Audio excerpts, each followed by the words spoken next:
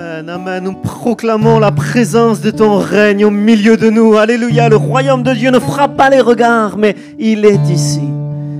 Et nous saisissons le roi au milieu de nous. Nous acclamons Jésus le roi. Et nous te disons, Seigneur, règne sur nous. Alléluia. D'autres ont dit, nous ne voulons pas qu'il règne sur nous, mais nous disons que ton règne vienne. Alléluia. Oh, règne au nom de Jésus. Amen. Amen, amen, amen. Dieu soit béni. On a le privilège ce week-end de recevoir Lionel Roland, pasteur, directeur de l'école biblique de Bordeaux, Léognan. Et voilà, ce matin, il a apporté un super enseignement sur l'histoire de l'Église, la réforme et son héritage. Vous pouvez le retrouver sur le site internet de l'Église, laegliseantibes.com. Regardez les deux vidéos tranquillement. Et puis ce soir, on lui laisse toute la place pour la parole de Dieu. Voilà, on peut lui souhaiter la bienvenue. C'est à toi.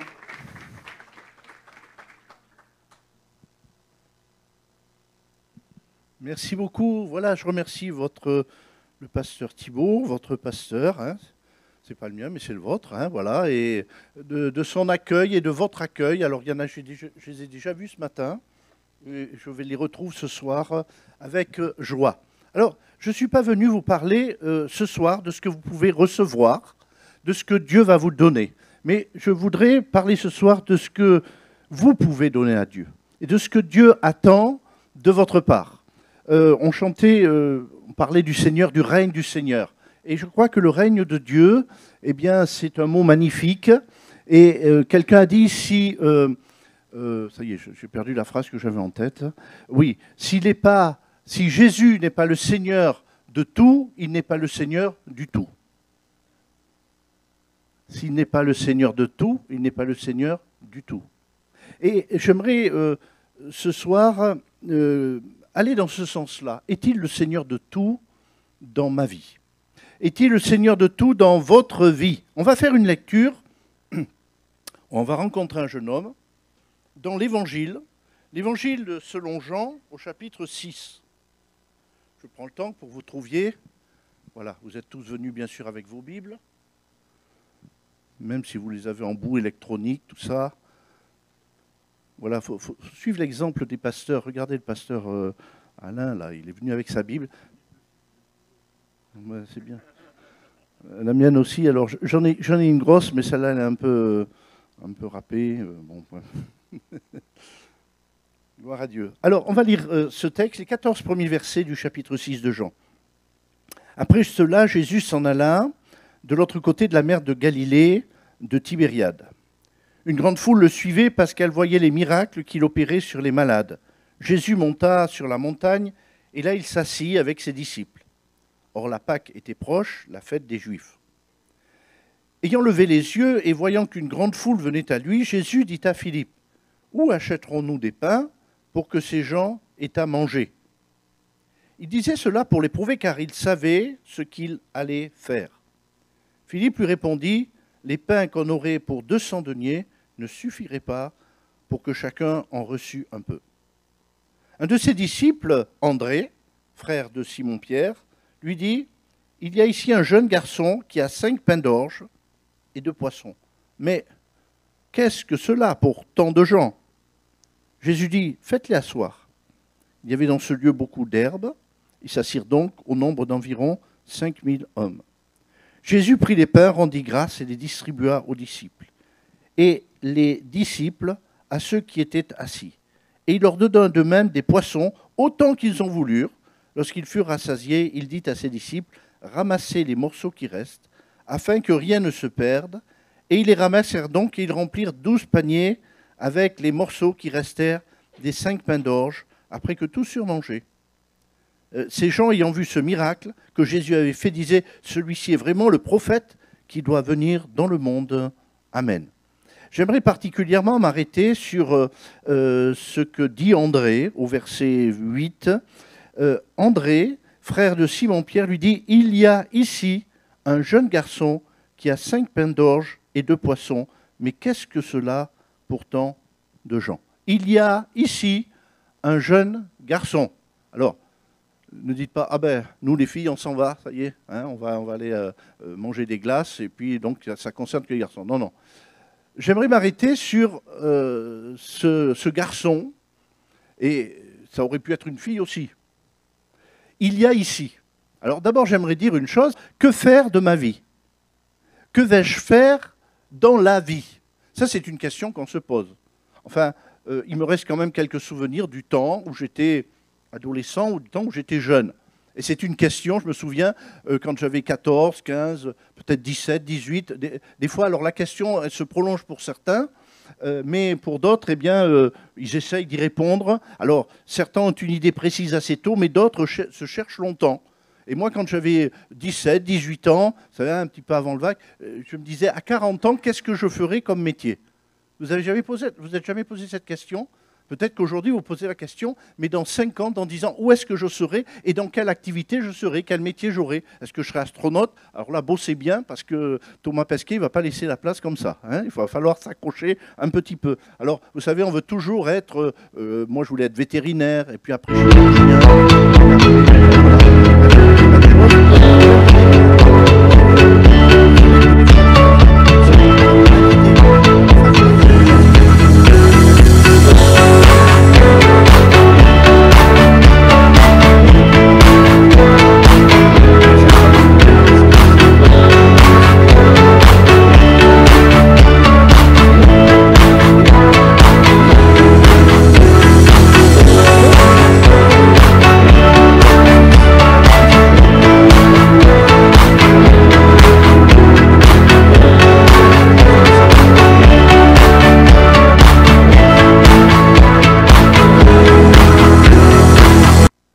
Mais alors, bon, je ne sais pas si vous connaissez ce genre de métier, on appelle ça des toutologues, c'est-à-dire des gens qui sont spécialistes de tout, un peu. Hein, vous voyez? Alors, ça peut concerner différents domaines. Il y en a qui sont dans l'agroalimentaire, d'autres sont dans la sécurité des bâtiments. Alors, vous voyez, c'est un petit peu vaste. Comme ça lui permet aussi de, bon, bref, de pouvoir être plus large dans ses recherches. Mais j'aimerais dire ce soir, parce qu'on est ici, dans une église, et vous avez vu que dans le texte, il y a quand même un personnage qui est central. C'est qui? C'est Jésus. C'est Jésus, le personnage de ce texte. Personnage central. Les évangiles ne sont pas là pour nous parler de la pluie et du beau temps. Ils sont là pour nous parler de Jésus. Et j'aimerais vous dire une chose, c'est que le plus important, c'est la façon dont vous permettrez, dont tu permettras à Jésus de guider ton existence. Et ne faites pas de morceaux avec votre existence. Jésus est concerné par toute votre vie. Et acceptez qu'il soit concerné par toute votre vie. Et ne laissez pas tomber sa présence en disant « Non, Seigneur, tu t'occupes de ma vie spirituelle, tu t'occupes de mon cœur, mais moi je m'occupe de mes études. » Alors, je ne dis pas là que le Seigneur va faire les études pour vous, qu'il va bosser et passer les examens pour vous. Je dis aux étudiants « Non, si tu n'as pas ton examen, ce n'est pas parce que le Seigneur n'a pas été avec toi. » Et même encore dans un institut de théologie, hein, eh bien, tu n'as peut-être pas assez bossé. Hein, donc ça, c'est quelque chose d'important. Cependant, que vais-je faire de ma vie? Et j'ai réfléchi à ce jeune homme, et je me suis dit, il avait 3 possibilités avec ce qu'il avait. D'abord, c'est un jeune homme qui possède ce que les autres ne possèdent pas. Il a ce que les autres n'ont pas. Même si ça semble peu, et on reviendra là-dessus, il a ce que les autres n'ont pas. Et j'aimerais vous dire qu'avant de penser à ce que vous n'avez pas, parce qu'on est dans un monde aujourd'hui où on vous fait penser à ce que vous n'avez pas. Parce que, bien sûr, le marchand, il veut bien vous vendre ce que vous n'avez pas. Et ce que lui, il a et que vous n'avez pas. Pour que ça rentre dans sa poche. Que l'argent que vous avez dans votre poche eh bien, devienne l'argent qu'il aura dans sa poche. Alors ça, c'est voilà, le sens de la réflexion. Mais j'aimerais vous dire que vous avez des choses. Vous avez des choses. Humainement. Et même, j'allais dire spirituellement aussi. Mais ça fait un ensemble. Qui n'a pas été à l'école? C'est formidable. Vous avez de l'instruction. Même si vous dites mon instruction, bon, c'est bac -9. Hein, voilà, comme disait quelqu'un. Non. Vous avez eu le privilège d'apprendre, d'avoir de la connaissance et du savoir. Et même si vous dites, bon, non, vous avez eu ce privilège-là. Il y a quelques temps de ça, j'ai lu l'histoire d'un jeune Peul.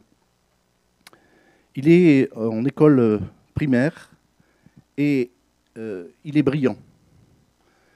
Et ce jeune Paul est prêt à passer en 6e. Mais son instituteur, avec beaucoup de tristesse dans la voix, vient lui dire « Tu ne pourras pas continuer à étudier ».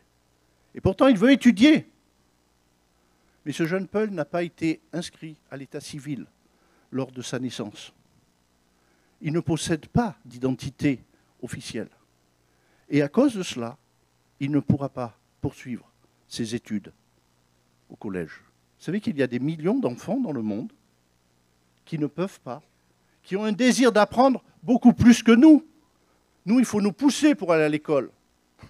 Enfin, je ne sais pas comment vous étiez. Moi, j'y suis allé quand même, parce que de toute façon, je savais que je n'avais pas le choix et que ma mère n'allait pas dire « tu veux y aller, tu ne veux pas y aller ». La question était déjà vite répondue, comme dirait quelqu'un. Donc, mais il veut aller. Il y a des millions de jeunes qui, dans le monde, veulent apprendre et ils n'ont pas la possibilité d'apprendre. Et vous avez ce privilège d'apprendre, de savoir, de connaître. Et cela permet aussi de lire la parole de Dieu, mais de réfléchir. Et je crois que ça, c'est une grâce de Dieu. Vous savez, les grâces de Dieu, bien sûr, c'est tout ce qu'il nous donne du point de vue spirituel, les bénédictions, le renouveau, la vie intérieure, la transformation. Mais c'est aussi ça, les grâces de Dieu. Ce qui nous permet d'avoir de cette manière-là. La plupart d'entre vous, vous avez une famille. Vous avez des amis autour de vous. Et ça aussi, c'est une richesse. Des millions de gens dans le monde n'ont pas de famille. Des millions de gens n'ont pas d'amis. Et vous avez des amis. Alors, de temps en temps, justement, vous vous embrouillez avec vos amis. Mais vous vous embrouillez avec vos amis, il y a des gens, ils aimeraient bien s'embrouiller avec leurs amis.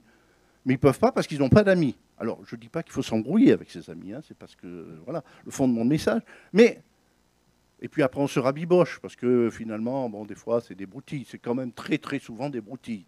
Hein, voilà, on s'envoie un texto, bon, un mauvais texto, ça a glissé, l'autre il a compris comme ça, moi j'ai compris comme ça, et puis hop, ça y est, ah ouais, mais tu sais un tel, et puis voilà, les réseaux sociaux, ça va vite, le doigt il glisse, hein, le pouce, là, les pouces musclés, ils glissent très vite d'un côté ou d'un autre. Bon, bref, mais tout ça c'est des richesses. Peut-être qu'aujourd'hui, pour certains, d'être dans une église évangélique, peut-être d'avoir certains de vos parents qui disent, de toute façon, cet après-midi, tu n'as pas le choix, c'est réunion de jeunesse. Ta réunion de jeunesse. Point à la ligne. Je ne sais pas, hein, je ne connais pas, donc je prends beaucoup de liberté pour vous le dire. Et qui disent, ah là là, quelle galère. Quelle galère. Vous savez qu'il y a des millions de gens qui souhaiteraient entendre parler de Jésus-Christ. Et ils n'en entendent pas encore parler, ils ne savent même pas qu'il existe. Et ils essayent de se débattre avec eux-mêmes, avec leurs croyances, leurs superstitions, leurs craintes, leurs peurs, seuls face à cela. Ils n'ont personne pour les guider, pas de chemin. Ils sont en proie à toutes les superstitions, à la sorcellerie, à un tas de choses. Vous avez ces choses-là. Alors, la liste serait longue pour énumérer tout ce que nous sommes et tout ce que nous avons. Et je crois que c'est à partir de cela que j'aimerais vous faire réfléchir cet après-midi. Non pas que Jésus avait besoin de ce jeune homme. Ne croyez-vous pas que Jésus aurait pu faire un miracle malgré lui ? Jésus est celui qui, à partir de rien, peut tout faire. Et Jésus a posé une question. Il y avait un grand besoin.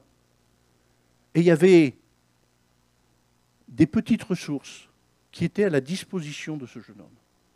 Grand besoin, petites ressources. Nous sommes dans un monde qui a de grands besoins. Et les besoins du monde sont économiques. Les besoins du monde sont des besoins relationnels. Le racisme augmente, les besoins du monde sont écologiques. Mais le plus grand besoin du monde, c'est de trouver la paix du cœur. Le plus grand besoin du monde, c'est d'être déchargé de l'incertitude du lendemain. C'est d'être déchargé, je vais vous le dire, du poids du péché. Parce que c'est pour cela que Jésus-Christ est venu. Parce que le plus grand problème de l'humanité est là. Les autres en découlent et sont la conséquence de cela. Mais cet après-midi, je dirais ce jeune homme, comme vous, il avait 3 possibilités. La première possibilité, c'est de dire « ma vie, elle est à moi. J'ai bossé pour avoir mon diplôme, c'est à moi. Pour avoir mon travail, c'est à moi. Pour avoir ma maison, c'est à moi. Les amis, j'ai fait des efforts pour en trouver. C'est à moi. C'est à moi. C'est à moi. C'est à moi. Ça m'appartient. C'est ma vie. J'en fais ce que je veux. Je fais ce que je veux. Peut-être d'ailleurs quand vos parents ou les gens autour de vous disent non, non, non, je fais ce que je veux. Bon. En fait, Jésus a dit un jour, tu sais, quand tu seras vieux, tu ne feras pas ce que tu voudras. Ça sera, on te mènera où tu ne voudras pas. Mais bon, je ne vais pas vous faire peur, hein, voilà, vous dire que des fois on pense que quand on est plus grand ou plus âgé ou plus vieux, on fait ce qu'on veut. On se retrouve. Non. On se retrouve dans 20 ans. Enfin, je ne serai peut-être plus là. Je peux garder ma vie pour moi, en profiter pour moi. Ce garçon aurait pu dire, mais c'est mes pains et mes poissons. Je les ai volés à personne, ils sont à moi. Ça m'appartient. Je ne sais pas s'il avait pêché les poissons ou si on lui avait donné. Enfin, qu'importe. Il est un garçon qui a dans un environnement qu'il n'a pas. Et il aurait pu dire, c'est à moi. C'est à moi. Et j'en veux encore plus. C'est à moi, c'est à moi. Je vais profiter de la vie. Je vais faire ce que je veux. Je vais aller où je veux. Je vais dépenser mon argent comme je veux. Je vais dépenser mon temps comme je veux. Je fais ce que je veux. Pourquoi se laisser conduire? On a parlé du règne de Jésus, mais un règne implique un seigneur et implique des gens qui acceptent de se soumettre, de se mettre sous la direction de ce seigneur. Alors ça, on va dire, c'est fini le temps de l'esclavage. Le Moyen-Âge...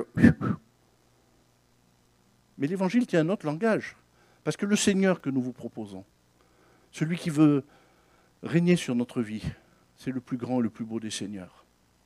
C'est celui qui, lorsqu'on lui donne, il nous redonne au centuple. Mais on ne lui donne même pas pour qu'il nous redonne, parce qu'il nous a déjà donné. On a chanté tout à l'heure, il nous a fait chanter la grâce imméritée. On a déjà tellement eu du Seigneur que, mes amis, il n'a plus rien à nous devoir depuis longtemps. Mais il ne nous devait rien déjà au départ. Mais voilà. Donc, la question est vue. La deuxième solution, c'est de dire, oui, moi, l'égoïsme, ce n'est pas mon truc. Aujourd'hui, il faut être altruiste. Aujourd'hui, il faut penser aux autres. Aujourd'hui, il faut être l'économie solidaire. Il faut être solidaire. Tous ensemble, tous ensemble. Hein, il faut être avec les autres. Il faut aimer le monde entier. Et on voit des actions qui sont faites. Les gens disent, assez des séparatismes, assez des racismes, assez de ceci et cela. Il faut se donner la main, ensemble. Et nous allons bâtir un monde meilleur. Ça, c'est quand même mieux que de dire, je garde tout pour moi et débrouillez-vous. La solidarité, c'est une belle chose. Vouloir aider, l'altruisme. Ce jeune homme aurait pu dire, eh bien, c'est à moi, il y a un grand besoin.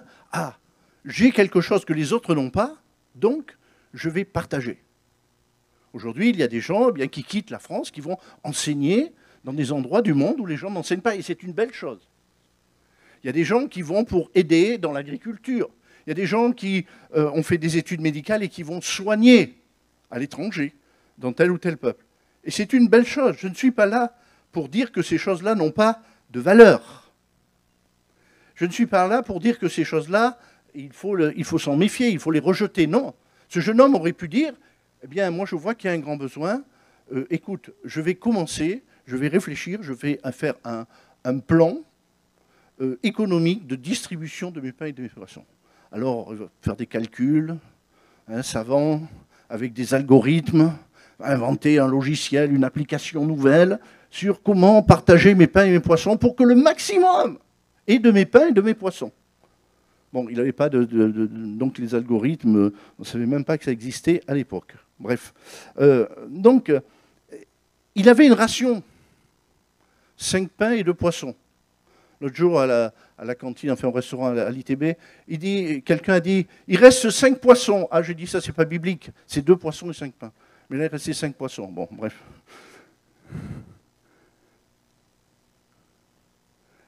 Il aurait pu faire cela. Ça aurait été un beau geste. Ça aurait été vraiment un beau geste. Ça aurait été quelque chose d'apprécié. Il aurait été remercié. Il en aurait reçu de la satisfaction. Mais pour combien la ration aurait-elle été suffisante? 1, 2, 3.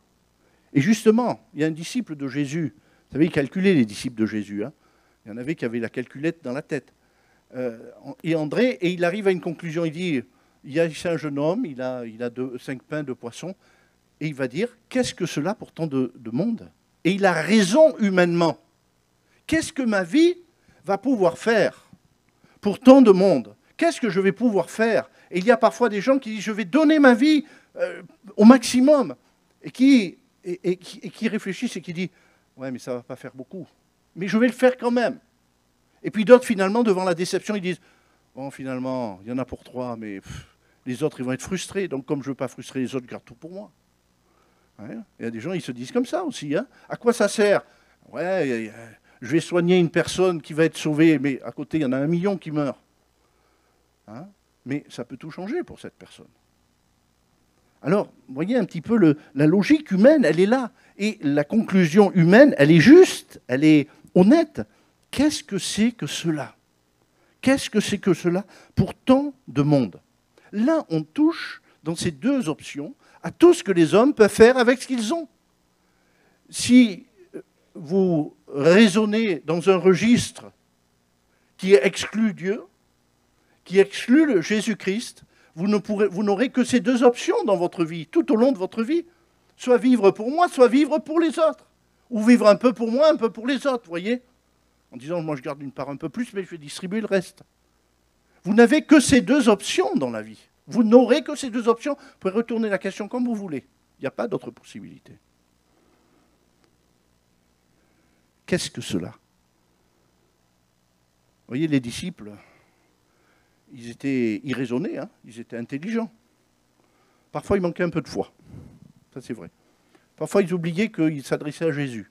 Nous, d'ailleurs, ça nous arrive aussi. Parfois, on est en train de prier, en train de dire « Oh Seigneur, tu vois, il y a ça. Ouais, mais de toute façon, Seigneur, on ne pourra pas. » Et on est en train de décrire au Seigneur les impossibilités plutôt que de croire que le Seigneur peut faire autre chose, au-delà.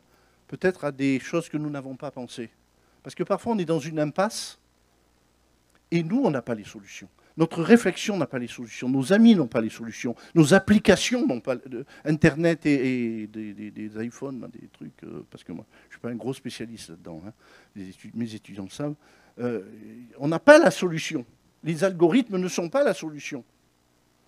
Qu'est-ce que cela pour tant de monde? Il y a un blocage. Il peut y avoir un blocage de notre part, ou un blocage de la part des autres, qui dit, mais qu'est-ce que tu vas faire? Est-ce que tu crois que tu vas sauver le monde? Pourquoi tu t'investis là? Est-ce que tu crois que le Seigneur a besoin de toi? Ce matin, je parlais de cela, de l'élan missionnaire au XIXe siècle. Quand le premier missionnaire a voulu partir à l'autre bout du monde pour évangéliser, on lui a dit, mais si Dieu veut sauver les sauvages, il les appelait comme ça à l'époque, hein, à l'autre bout du monde, il est assez grand pour le faire. Il n'a pas besoin de toi. Toi, qu'est-ce que tu vas faire? Tu vas aller à un endroit, mais il y a des millions de kilomètres carrés. Qu'est-ce que c'est, cela? Mais heureusement, ce missionnaire n'a pas tenu compte de cela. Il a cru que Dieu voulait sauver tous les hommes. Et que si lui n'était qu'à un instant, une goutte d'eau, un détail dans tout cela, il voulait quand même que ce détail soit entre les mains de Jésus-Christ. Remettre ce dont il disposait. Ce dont nous disposons, c'est Dieu qui nous l'a donné. Les gens qui disent, oui, mais j'ai bossé. Oui, mais si tu avais les neurones qui disjonctaient, tu aurais beau bosser, hein, ça ne marche pas. Les gens qui disent, oui, mais c'est mes muscles. Oui, mais si tu n'as pas de muscles. Hein? Oui, mais c'est mes jambes. Oui, mais si tu n'as pas de jambes. Vous voyez, il y a des tas de choses dont le Seigneur nous a fait grâce. Il est dit qu'il fait lever son soleil sur les bons et sur les méchants. À Antibes, ce matin, vous n'avez pas le soleil là, la nuit là, le soleil... Non, il fait lever son soleil partout. Sur vous aussi, il a fait lever son soleil. Donc des fois, on constate ce qui nous manque et on oublie ce que l'on a. Ça, c'est le raisonnement humain. On oublie les grâces dont on est des bénéficiaires. Alors, ce blocage peut venir de la part des autres. Peut-être qu'on vous a dit dans le service de Dieu, oh, t'es trop jeune. Alors peut-être que c'est vrai. Mais ça ne doit pas être un blocage. Peut-être qu'il y a un temps de préparation, un temps d'adaptation, mais le temps de préparation et d'adaptation, c'est déjà le service de Dieu. C'est déjà se mettre en situation, en condition, pas dire « Ah ben moi j'attends ». Vous savez, il y a des gens, ils ne font jamais rien dans l'église de Jésus-Christ.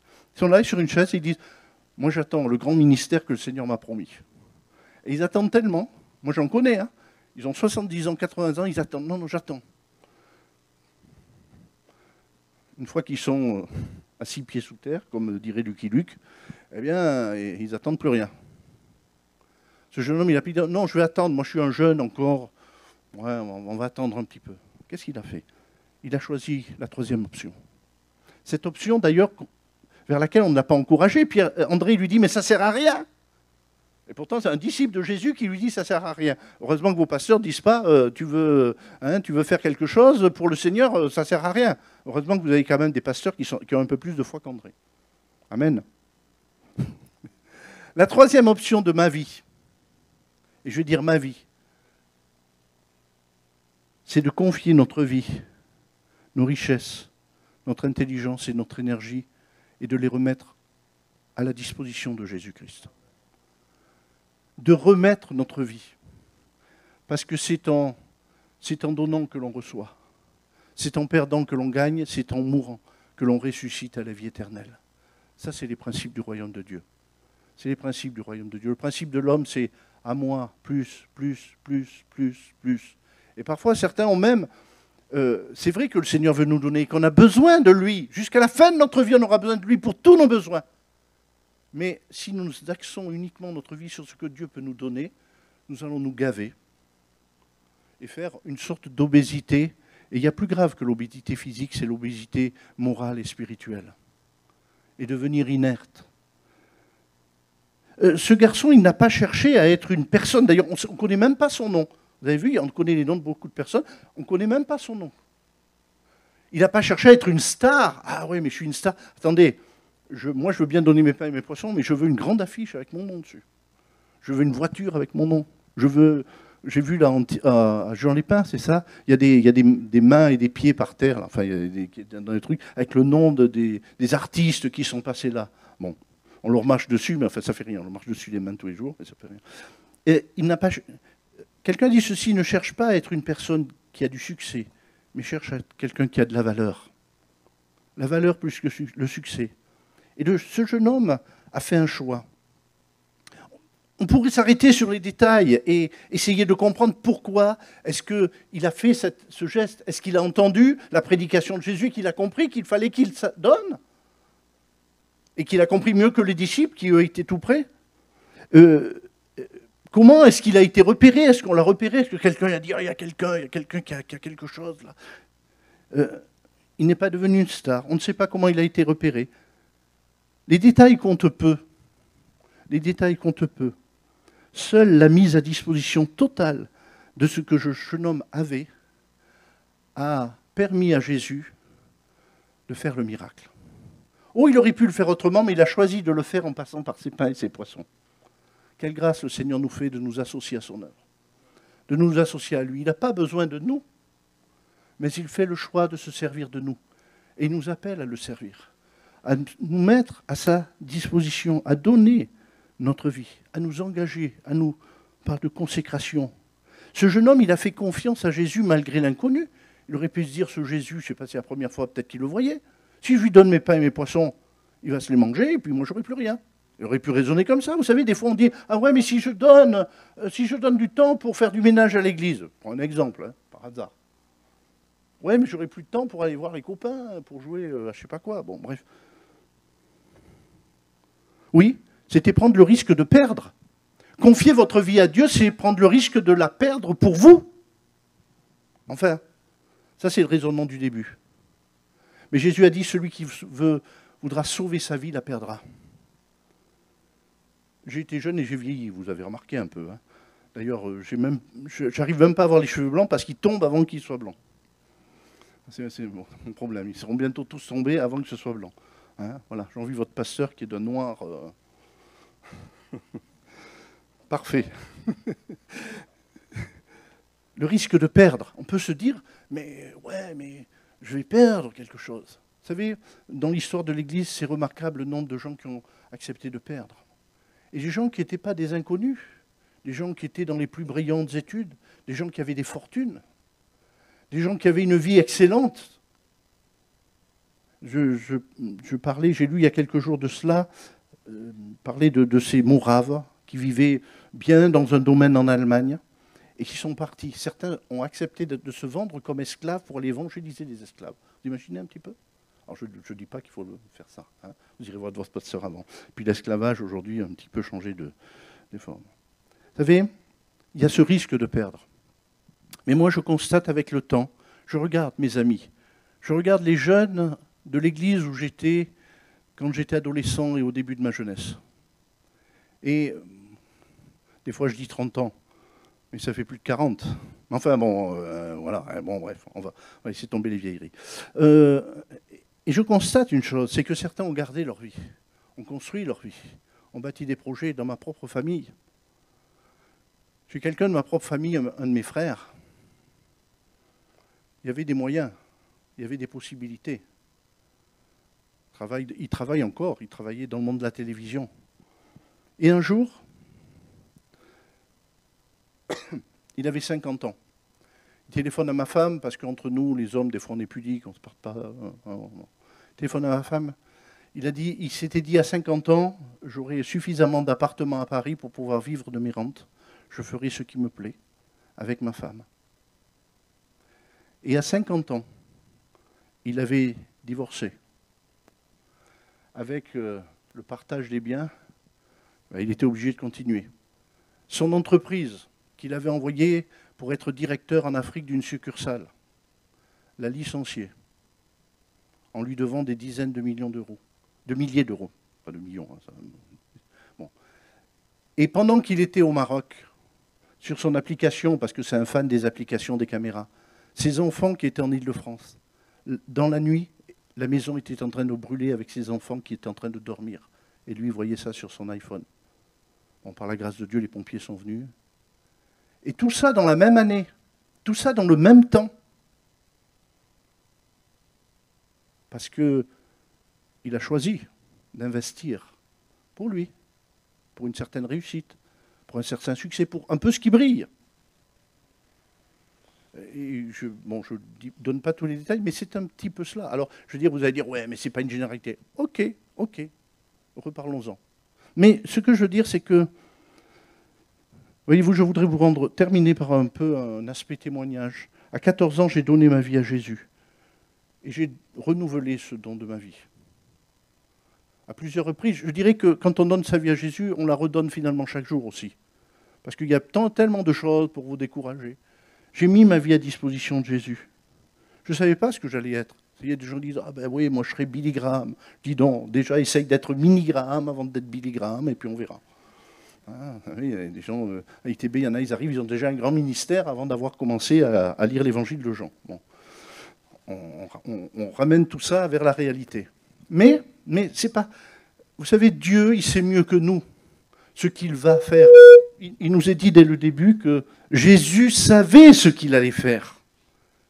Jésus sait ce qu'il va faire avec ta vie, ce qu'il veut faire avec ta vie, ce qu'il veut faire avec ma vie, parce que j'ai encore un petit peu de choses à faire.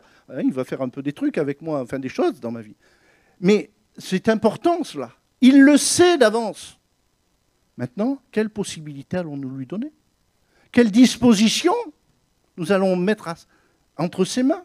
Quelle possibilité? Et finalement, je termine là-dessus, quel grand miracle. 5 pains, 2 poissons. Le miracle était tellement grand qu'à la fin, combien il restait? 5 pains et 2 poissons? Il restait 12 paniers pleins. Il y en avait plus à la fin qu'au départ. S'il avait voulu manger, il pouvait manger encore plus que ce qu'il avait dans sa besace. Il avait eu plus que tout. Extraordinaire. Alors le Seigneur voudrait te dire cet après-midi, suis-moi. Mets ta vie entre tes mains, entre mes mains. Mets ta vie, ton intelligence, ce que tu es, ce que tu as, à ma disposition. Et vous savez très bien ce que le Seigneur vous a déjà dit. Vous savez très bien ce que ça veut dire. Et puis si vous ne le savez pas, il va vous le dire très prochainement. Il vous montrera. Mais déjà, là où vous en êtes, toi, suis-moi. Toi, suis-moi. Oui, mais Seigneur, toi, suis-moi. Jésus a appelé les hommes et les femmes à être ses disciples, c'est-à-dire à être ses étudiants, à être ses serviteurs, à être ses témoins. Voilà l'option glorieuse dont votre vie a besoin. Qu'est-ce que je vais faire de ma vie? Quelle option je vais choisir aujourd'hui avec ce que j'ai, ce que je suis, Seigneur? Seigneur, je veux te donner ma vie. On la donne quand on donne son cœur. À Jésus, on dit, je donne mon cœur. Mais le Seigneur veut plus que ton cœur, il veut ta vie. Il veut ta vie entière, à sa disposition. Alors peut-être que tu ne seras pas un pasteur, un missionnaire ou ce genre de fonction, mais peut-être, mais tu seras quelqu'un qui va servir à la gloire de Dieu, où Dieu va faire au travers de ta vie, parce qu'elle est donnée, et bien plus que tu n'aurais jamais pu penser. Que aujourd'hui votre cœur puisse être disposé. On pourrait peut-être prier. Fermez les yeux. J'aimerais qu'on fasse, allez, il paraît que maintenant on ne fait plus des minutes de silence, on fait des 30 secondes de silence parce que les gens ne tiennent plus autant. Mais un temps. Attends. Est-ce qu'on peut... Sans musique, merci. J'aimerais 20 secondes, simplement pour qu'on se recueille et que vous laissiez résonner cette parole du Seigneur dans votre cœur, afin que nous puissions être là devant le Seigneur. Ça continuera après avec le chant, etc. Mais j'aimerais qu'on prenne ce temps-là, comme dans une prière silencieuse. On est là, on est devant le Seigneur, il nous voit, et nous, il veut parler à notre cœur, à chacun de manière particulière. Prenons ces quelques secondes de silence, de prière.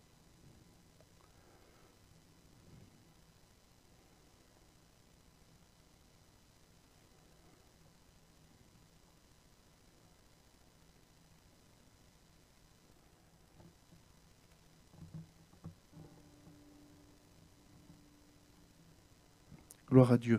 Merci. Que le Seigneur vous bénisse. On continue